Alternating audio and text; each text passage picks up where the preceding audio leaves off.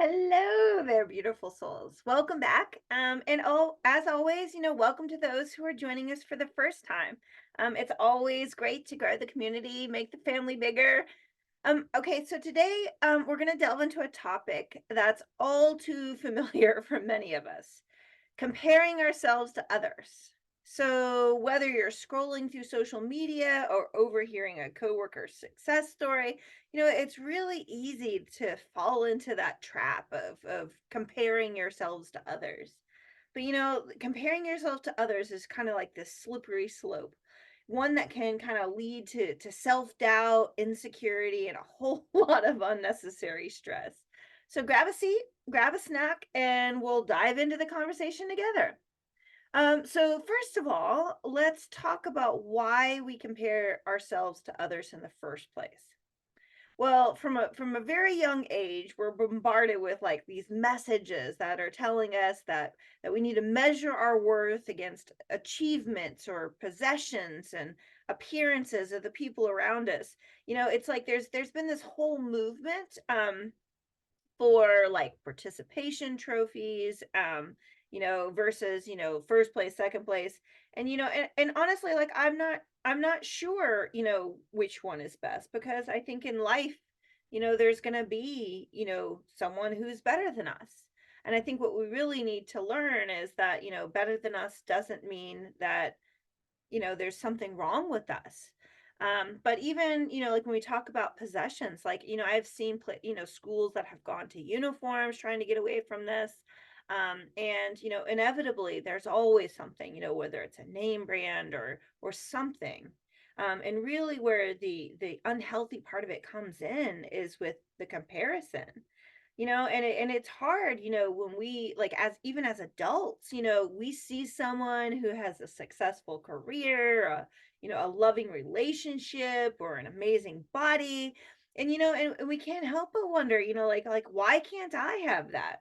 And first of all, I would say, if that's what we want, we can have it. But here's the thing, it's the comparison that steals our joy. When we're constantly comparing ourselves to others, we kind of like rob ourselves of the opportunity to actually celebrate our own unique journey and our own accomplishments. So, like how do we break free from this? Glad you asked. Okay, so I'm just going to go through a couple of tips. First tip, focus on your own journey. We're constantly looking over our shoulders of what everyone else is doing or what we think they're doing, the success we think they have, you know, and that's really like not our business. Like if we want to be happy, we need to turn our gaze inward and really start to focus on our own journey and our own happiness. So ask yourself, what do you really want in your life? And then the next question is, why do you want those things? Is it because you think you're supposed to have those things? Is it because you think that other people have those things, so you should have them? Like why do you want those things? Maybe those things aren't even your things. And then the last question to ask yourself, what am I willing to do to get them? And hopefully that, is within an ethical ethical boundaries. But sometimes there are things that I say I want in my life, and bottom line, I'm just not willing to put in the work to get those things. And so what that tells me is that I don't really want them, and I should stop looking at the people who do have them. I need to focus on my own goals, my own dreams, my own passions, and then take deliberate, intentional steps towards making those a reality for my life. And just some helpful things for me that I found. I have a journal. I have what I call my life book, where I've gone through these different areas of my life, and I kind of write out my goals for each of the areas of my life. And I've written, like my strategy for getting there. And then I track my progress. I celebrate my wins, like no matter how big or small. It could be, just, hey, I made a video today. That's a win.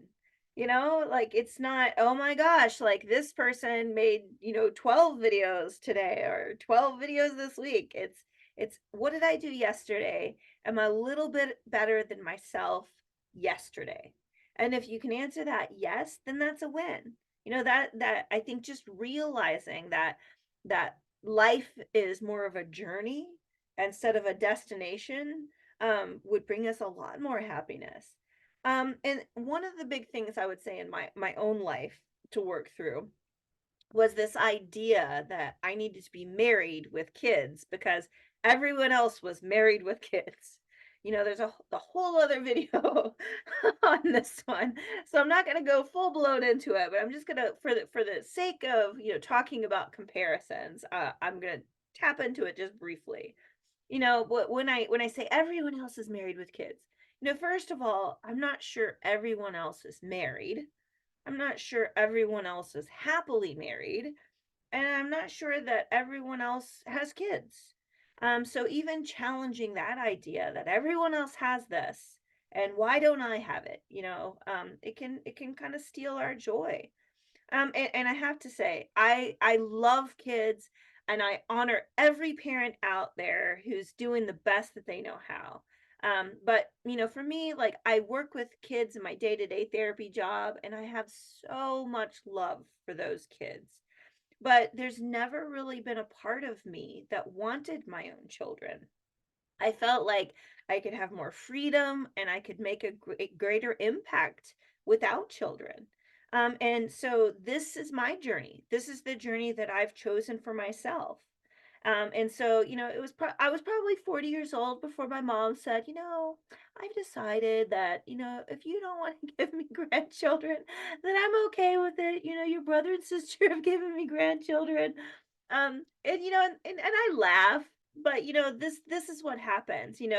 We get these external expectations that get put on us, and we start to think, well, maybe there is something wrong with me. Maybe I should think those things. And in therapy, there's this a saying that we have, and it's don't should on yourself. I should be doing this. I should be doing that. Well, first of all, why should you? Is this something that you really want? And then like okay, like let's go, let a little that a little of that pressure kind of dissipate, because should has never really helped anything. It's never kind of stoked the fire under what we want. Um but I think once I decided, hey, my journey is not to have children. I can work with children if I want to, but to have children of my own, like, that's not what I want in my life, and that's not what I choose for myself. And so sometimes is the just coming to that realization, like this is what I want in my life. And then like once you go, okay, like now there's some peace around that. And for me, what it gave me was I could be more grateful for the life that I was creating. And that kind of leads me to my next tip. Tip number two, practice gratitude. When we get stuck in this comparison trap, it's easy to overlook the blessings that we already have in our life. But like when we start to cultivate this attitude of gratitude, it can really help us to shift our perspective and remind us of all the good things in our life. So if you just take a moment each day, just to count your blessings, whether it's a roof over your head, food on your table, the love of family and friends, a job that you love. It doesn't have to be, the job that someone else says you should have. It's the job that you love. And I do this every night before I go to bed. I write down three things from the day that I'm grateful for. And it just it helps me to sleep peacefully at night, because that just puts me in a whole new like state of mind. Okay, so I know it's not bedtime yet, but today I'm grateful, you know, that I am making videos again. Like it's been, about 4 years since I made my last video, and so I'm glad that I have like this creative outlet again, that I have a space for my voice, and I'm super grateful that we have this wonderful community that we're creating, and that, there's a lot of love here, and that we're here to lift each other up.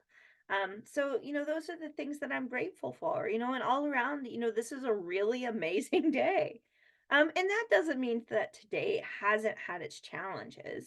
But I'm also grateful that I'm a woman who's capable of dealing with life's challenges without getting overwhelmed, because that hasn't always been the case, and so I'm grateful that that's the place that I'm in now.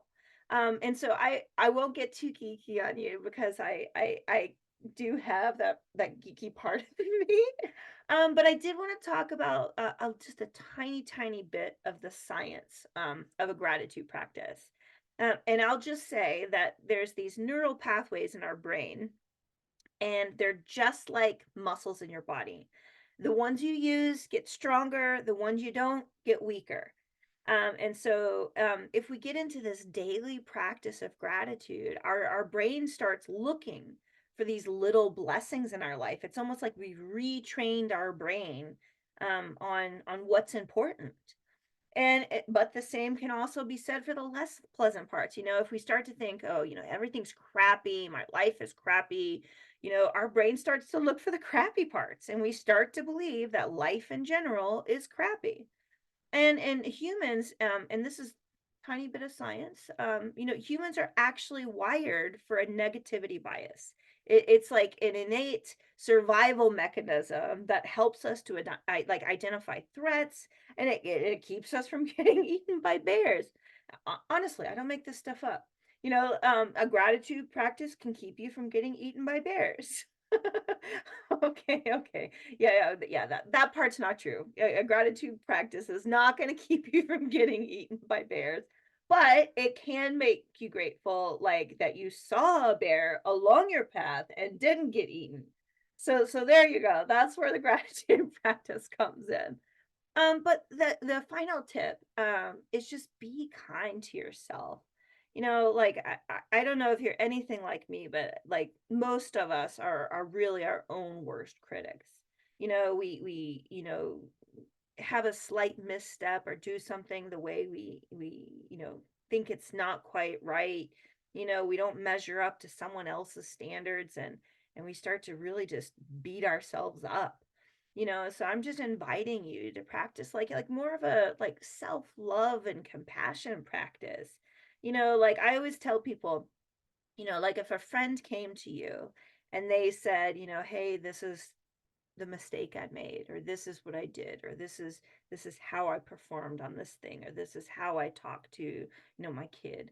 Like how would we respond to them? Because like I hear some of the things that, I say to myself, I hear some of the things that my clients say to themselves, and I know that we would never speak that way to someone that we love. And so if we really want to start to cultivate this self-love, we have to start to monitor the way that we talk to ourselves.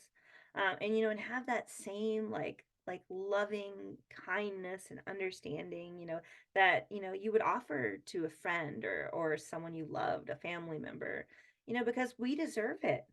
Like we deserve that same kindness and understanding and love. So my beautiful friends, let's make a pact today. Raise your right hand, right hand. Okay.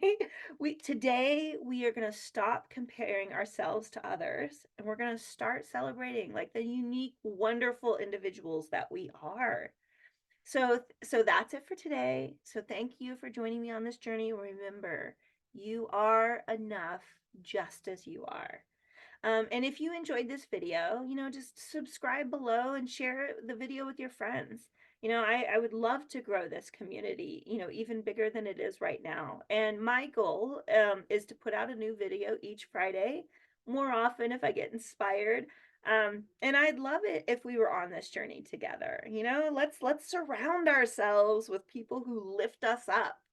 Okay, so until next time, keep your light shining as bright as you want it to shine. And that's it for today. Bye for now.